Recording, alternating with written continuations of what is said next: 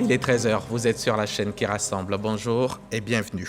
Hier, à la tribune des Nations Unies, le président Alassane Ouattara a fait une importante déclaration qui a porté sur la paix et la sécurité, notamment la lutte contre le terrorisme en Afrique de l'Ouest, mais aussi sur la question des droits de l'homme et celle du changement climatique. On écoutera la déclaration intégrale du chef de l'État en début de journal.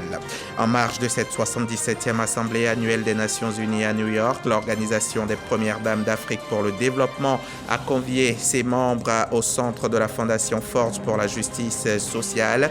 Cela pour tenter d'élaborer un nouveau cadre stratégique et un plan d'action couvrant la période 2023-2027. Dominique Ouattara en faisait partie. Barthélémy Diaz a été fixé sur son sort hier mercredi. La justice sénégalaise a confirmé le jugement en première instance dans l'affaire de la mort par balle de Ndiaga Diouf en 2011 à la mairie de Mermoz Sacré-Cœur dans un contexte de violence préélectorale à l'époque. Le président Alassane Ouattara a fait hier sa déclaration à la tribune des Nations Unies à New York lors du débat général de la 77e session de l'Assemblée générale de l'ONU. Dans cette allocution, le chef de l'État a présenté la vision de la Côte d'Ivoire sur la situation dans le monde et l'engagement du pays en faveur de thématiques importantes. Le président de la République a appelé à la fin des hostilités entre l'Ukraine et la Russie, réaffirmant une fois de plus le soutien de la Côte d'Ivoire aux opérations de maintien de la paix à travers le monde. Il demande une fois de plus la libération sans délai des 46 soldats ivoiriens encore détenus au Mali. On part tout de suite à New York. On va écouter le chef de l'État. Excellences, Mesdames et Messieurs les chefs d'État et de gouvernement, Monsieur Antonio Guterres, secrétaire général des Nations Unies, Excellences, Mesdames et Messieurs, honorables délégués, Monsieur le Président, je voudrais tout d'abord vous féliciter pour votre brillante élection à la présidence de la 77e session de l'Assemblée générale des Nations Unies. Je vous souhaite plein succès dans l'accomplissement de cette haute mission. Je tiens également à adresser mes sincères félicitations à votre prédécesseur, M. Abdullah Chahid, pour son leadership remarquable et sa gestion efficace de nos travaux lors de la session écoulée. Monsieur le Président, ces initiatives louables dans un contexte difficile, marqué notamment par la pandémie de la COVID-19, ont permis d'entretenir l'espoir en un meilleur avenir. Je voudrais rendre un vibrant hommage à M. Antonio Guterres, secrétaire général des Nations Unies, et l'assurer du plein soutien de mon pays à ces efforts inlassables visant à renforcer le rôle de notre organisation commune dans la réalisation des objectifs que nous nous sommes fixés. Monsieur le secrétaire général, tous mes encouragements vous accompagnent, notamment dans la mise en œuvre des propositions pertinentes contenues dans votre rapport intitulé notre agenda commun. Monsieur le Président, Excellences, Mesdames et Messieurs, la Côte d'Ivoire se félicite des succès majeurs obtenus dans bien des domaines par l'Organisation des Nations Unies depuis sa création. Dans ce cadre, mon pays voudrait remercier le Haut Commissariat des Nations Unies pour les réfugiés, le HCR, qui a déclaré le 30 juin 2022 la fin du statut de réfugié ivoirien. Je saisis cette occasion pour saluer l'excellente coopération entre le HCR et mon pays. Toutefois, la multiplication et la complexité des défis en matière de paix, de sécurité, de démocratie, de protection des droits de l'homme, la préservation de l'environnement demeurent des sujets de préoccupation. Je salue la pertinence du thème de la présente session qui nous invite à envisager des solutions pour relever les défis auxquels nous sommes confrontés. Monsieur le Président, Excellences, Mesdames et Messieurs, l'aggravation des tensions géopolitiques et l'émergence de nouveaux conflits internationaux mettent à mal la paix et la sécurité internationale. La guerre en Ukraine vient de nous rappeler que la paix est une quête permanente qu'il est impérieux de poursuivre sans relâche. Cette confrontation avec le risque d'un recours à l'arme nucléaire continue de fragiliser la paix mondiale et de plonger l'humanité dans des crises multiformes. Elle nous révèle encore une fois les limites de l'option militaire dans le règlement des conflits. C'est pourquoi la Côte d'Ivoire, qui n'a de cesse de prôner la coexistence pacifique, ainsi que le recours au dialogue dans la recherche des solutions aux différends entre les nations, tient à renouveler son appel à la cessation immédiate et définitive des hostilités en Ukraine. Cette guerre a de sérieuses conséquences économiques, financières et sociales sur les pays africains. En effet, la hausse du prix du pétrole et les difficultés d'approvisionnement des marchés en céréales et en engrais ont entraîné une inflation généralisée et une hausse des taux d'intérêt sur les marchés internationaux et un ralentissement de la croissance mondiale. Ainsi, pour plusieurs pays africains, ce conflit s'est traduit par une difficulté à financer leurs économies et une augmentation des prix des produits de première nécessité et même des cas de famine en raison de leur dépendance aux céréales et aux engrais en provenance d'Ukraine et de Russie. Cette situation a conduit le gouvernement ivoirien à subventionner les prix des produits pétroliers et le blé et à plafonner temporairement les prix de plusieurs produits alimentaires de grande consommation en vue de soutenir les ménages, notamment les plus défavorisés. Je salue la signature à Istanbul le 22 juillet 2022 sous l'égide des Nations Unies et de la Turquie de l'accord sur la sortie du blé ukrainien. Nous regrettons cependant que seulement 17% du blé exporté d'Ukraine depuis cette date ait été réservé aux pays africains.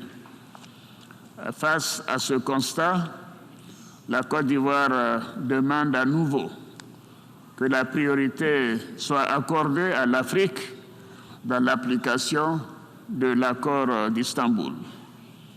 Par ailleurs, nous lançons un appel pressant aux institutions financières internationales et aux partenaires au développement de l'Afrique en vue de mobiliser les ressources nécessaires pour soutenir les pays les plus fragiles afin de faire face aux effets multiformes du conflit en Ukraine.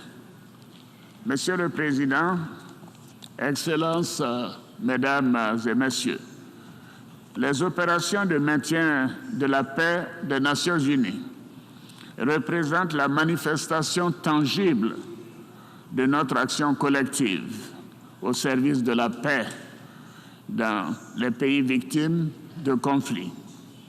La Côte d'Ivoire, qui a abrité l'une des plus importantes opérations de maintien de la paix des Nations Unies en Afrique, mesure à sa juste valeur le sacrifice consenti par les pays contributeurs de troupes afin de permettre le retour de la paix et de faciliter la reconstruction post-conflit. C'est fort du succès de l'opération des Nations Unies en Côte d'Ivoire, qui s'appelait l'ONUCI, et de notre foi aux valeurs de la Charte des Nations Unies, que mon pays a décidé de participer activement aux opérations de paix des Nations Unies, comme je l'ai déclaré devant le Conseil de sécurité en décembre 2018.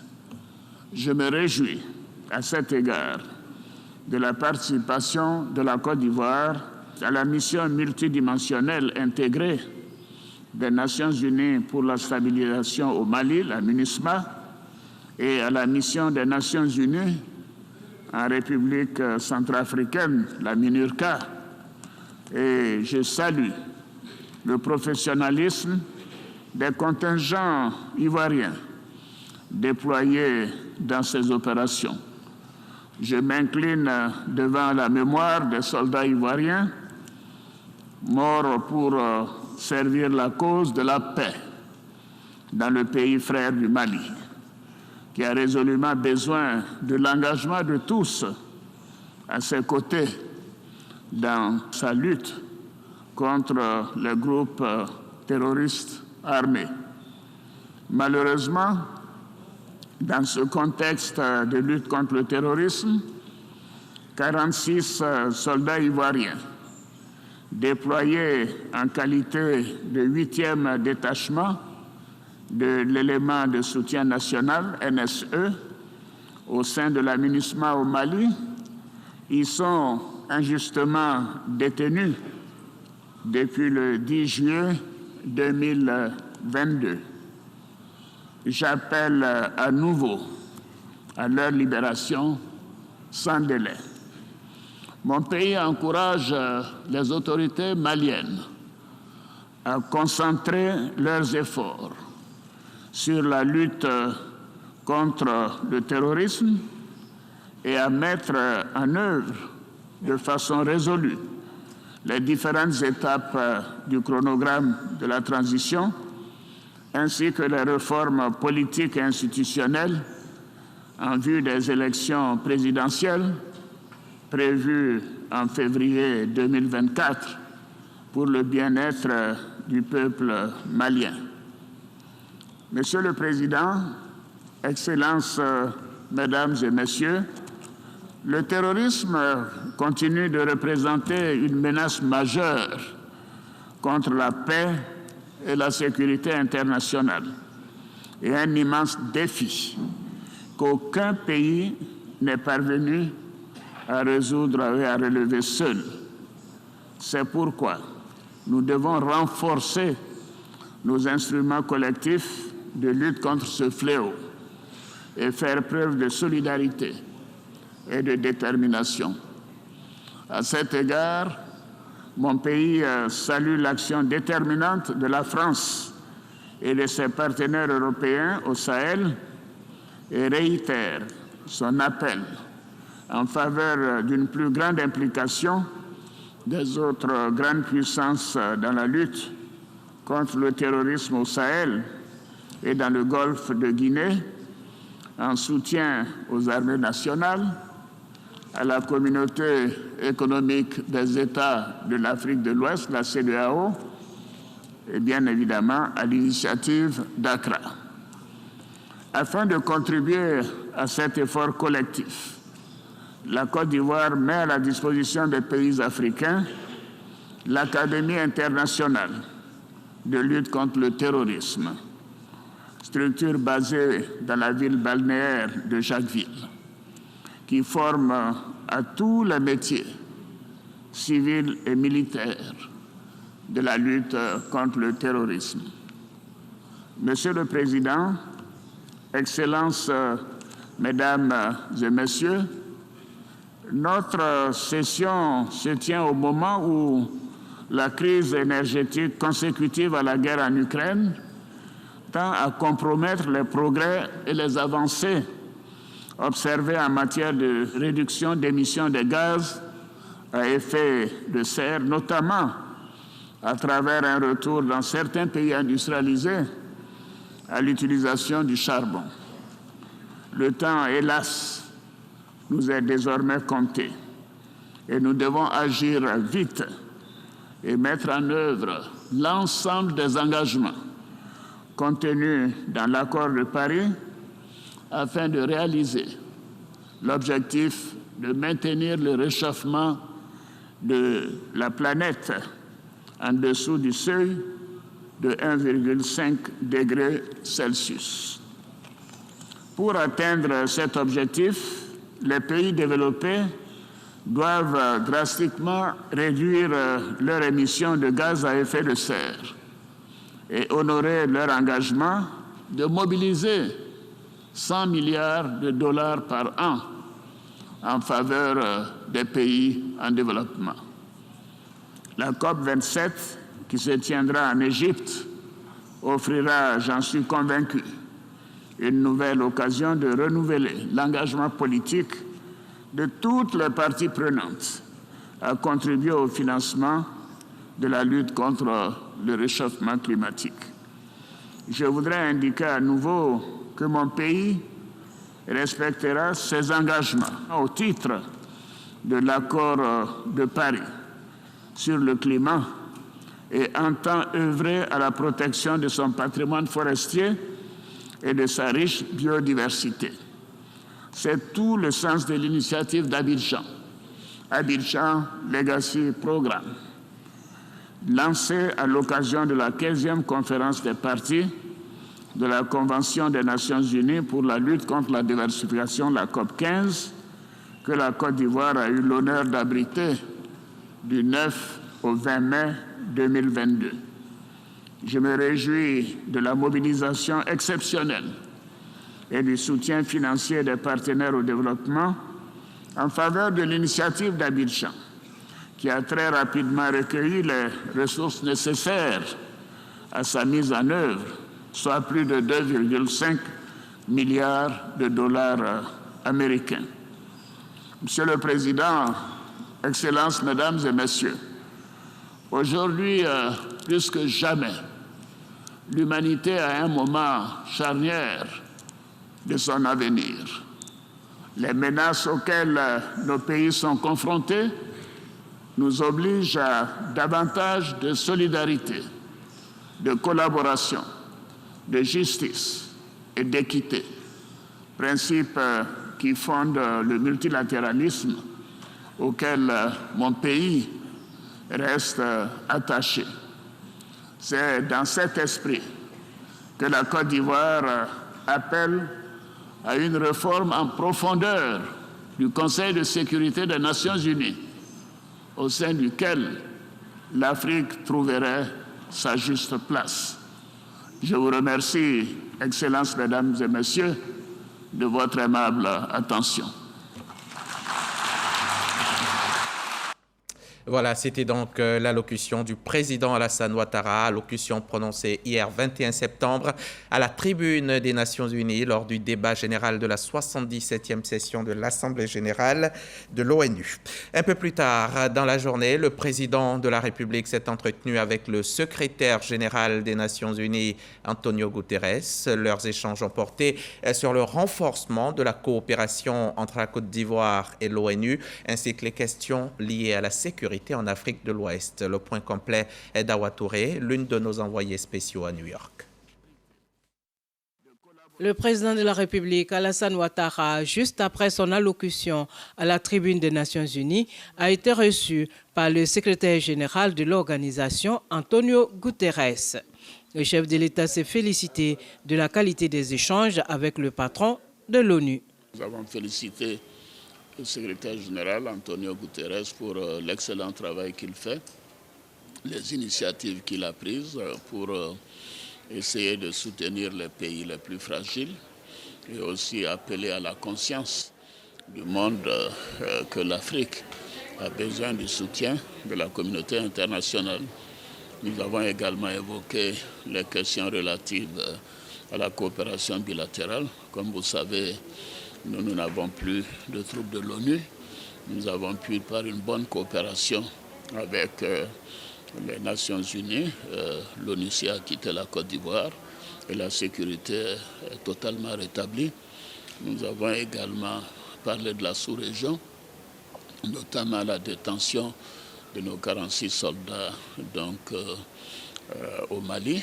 Et le secrétaire général dit qu'il s'impliquera personnellement pour que ce problème soit réglé dans les plus brefs délais. Le chef de l'État et le secrétaire général de l'Organisation des Nations Unies ont par ailleurs évoqué la guerre en Ukraine et toutes les conséquences pour l'Afrique et la sous-région ouest-africaine. C'est un séjour américain assez rempli pour le président Alassane Ouattara. En marge du débat général de cette 77e session de l'Assemblée générale de l'ONU, le chef de l'État a pris part mardi à une rencontre de haut niveau entre le chancelier allemand Olaf Scholz et le groupe des chefs d'État et de gouvernement africains. Une réunion au cours de laquelle il a été question des défis mondiaux du moment, notamment la sécurité alimentaire, l'approvisionnement en énergie et les infrastructures, les changements climatiques et les possibilités d'amélioration de la coopération entre l'Afrique et l'Europe. La première dame également est à New York. Et pendant que se tient le débat général de la 77e Assemblée annuelle des Nations Unies, l'Organisation des Premières Dames d'Afrique pour le développement mène ses activités.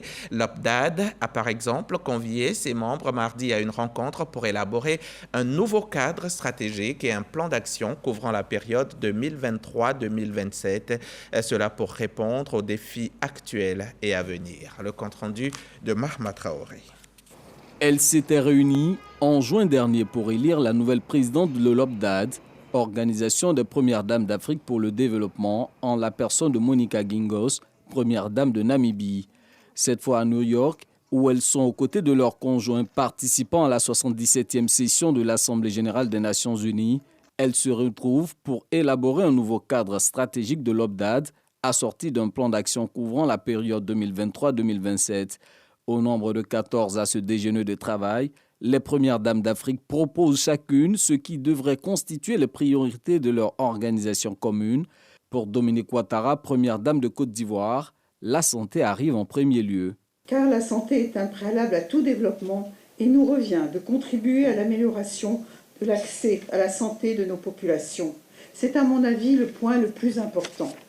Toujours dans le domaine de la santé, en tant qu'ambassadeur spécial de l'ONU-SIDA, j'accorde une attention particulière à la lutte contre le VIH-Sida et je soutiens donc toutes les actions que nous pourrions prendre dans ce sens. D'autres priorités que propose Dominique Ouattara pour l'OPDAD, celle d'entreprendre des actions pour réduire les effets des changements climatiques sur la population, de même que de favoriser l'essor du leadership féminin dans les sociétés africaines, en luttant efficacement contre les phénomènes de mariage précoce et de violences basées sur le genre.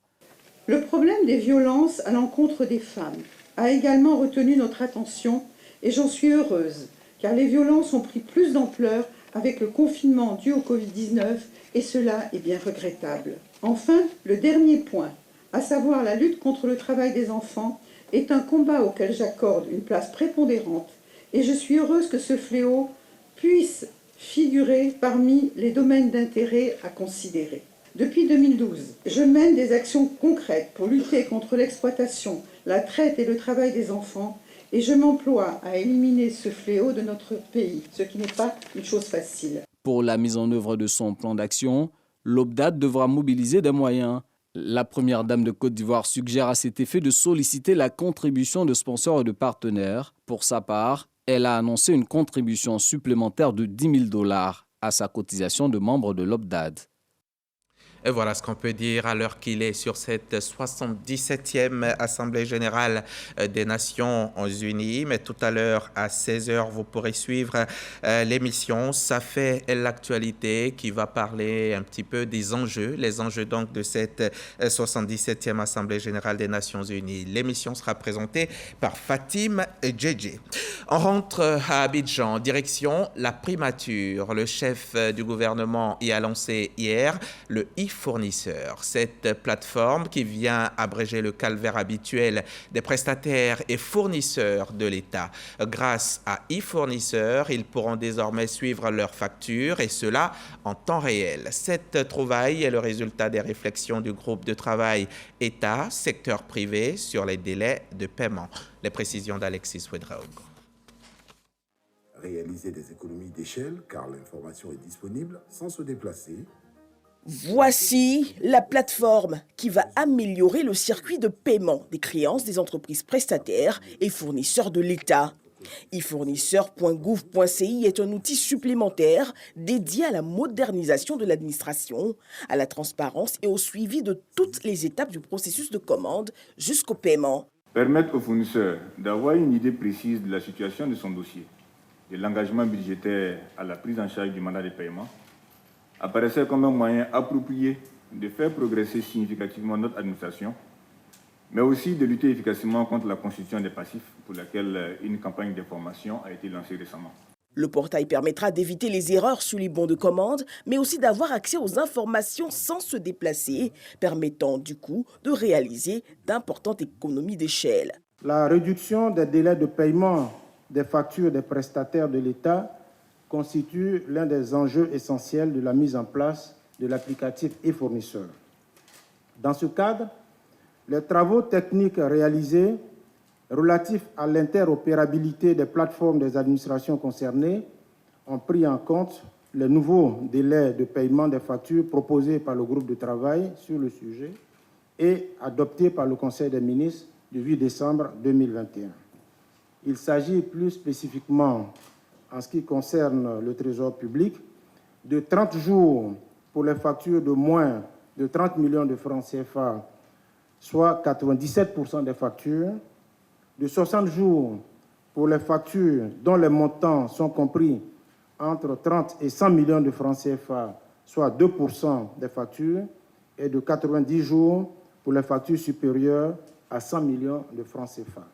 Accessible via tous les terminaux et offrant des garanties de fiabilité et de sécurité, la plateforme vient confirmer la volonté du chef de l'État de renforcer la qualité des relations État-fournisseur. Une initiative saluée par le secteur privé. Le lancement officiel de la plateforme e-fournisseur ce jour est pour nous un résultat concret, un résultat efficace, un résultat pertinent de la participation du secteur privé au séminaire gouvernemental d'avril 2021. Et je voudrais donc, au nom de tous mes pairs, vous féliciter et vous remercier pour cette concrétisation. Réalisé sous la conduite de la primature, e-fournisseur va contribuer au développement d'un secteur privé plus fort, partenaire du gouvernement. Il n'est pas possible d'avoir un secteur privé qui se développe à la vitesse que nous souhaitons si nous-mêmes, l'État, nous ne commençons pas à améliorer la qualité des services que nous rendons. Et je veux ici faire la preuve que c'est un exemple qui démontre les efforts que l'État fait, puisque tous les acteurs du service public se sont prêtés à ce jeu-là. On est capable donc de voir immédiatement, en intégrant le système, si notre facture se trouve chez le contrôleur financier, si notre facture se trouve chez les payeurs, et enfin, si on a été payé, puisque dès que les paiements sont effectués, les services du ministre de l'Économie et des Finances mettent à jour, je dirais, le système. Pour moi, c'est une véritable révolution pour les entreprises, surtout les PME, pour lesquelles la question de la trésorerie est essentielle dans, je dirais, les engagements qu'ils prennent. Et d'autres chantiers sont en cours. Il s'agit entre autres de la sécurisation du foncier urbain et de l'adressage. L'État poursuivra intensément ses efforts de soutien et de promotion de nos grandes entreprises, de nos PME, ainsi que de nos très petites entreprises. Il le fera car il en va de l'avenir de notre développement économique, de l'avenir de nos progrès sociaux, de l'avenir de notre jeunesse, de son insertion économique et humaine. Et l'État compte aller bien plus loin pour bâtir un partenariat d'excellence, pouvoir public, secteur privé. On met à présent le cap sur Paris, en France. Le président de l'Assemblée nationale s'y trouve depuis 72 heures pour une visite de travail. Hier, c'est le président intérimaire de l'APF qui l'a rencontré.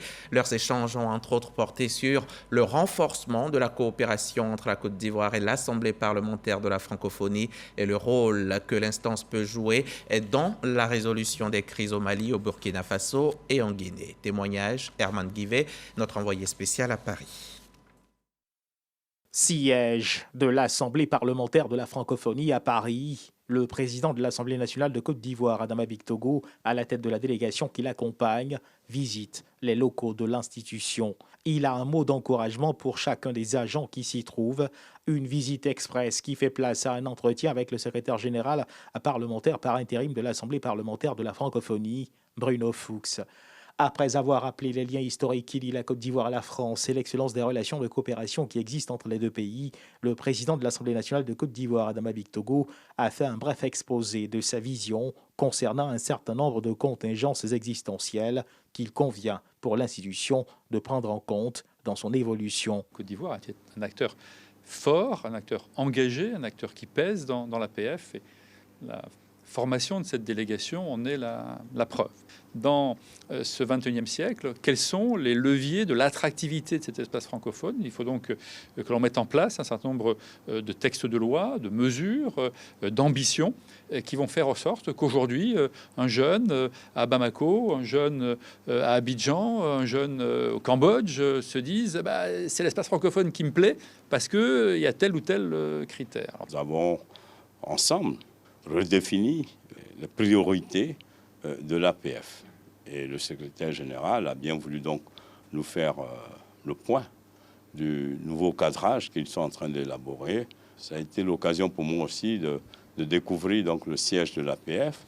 Nous avons aussi abordé les crises de notre sous-région, en particulier le Mali, la Guinée, le Burkina. Il y a non seulement le problème interne au Mali, mais il y a aussi la situation des militaires qui crée donc une mauvaise ambiance. C'est pour cela que sur ces cas, nous pensons qu'il est bon que nous puissions organiser des délégations, des missions de très haut niveau, portées par des présidents de Parlement, à l'effet d'accompagner, d'avoir donc un accompagnement des actions gouvernementales. Les deux personnalités envisagent se revoir incessamment. Le président de l'Assemblée nationale de Côte d'Ivoire, Adama Bictogo, a d'ailleurs invité le secrétaire général parlementaire par intérim de l'Assemblée parlementaire de la francophonie, Bruno Fuchs, à la cérémonie d'ouverture de la session ordinaire 2023 de l'Assemblée nationale de Côte d'Ivoire.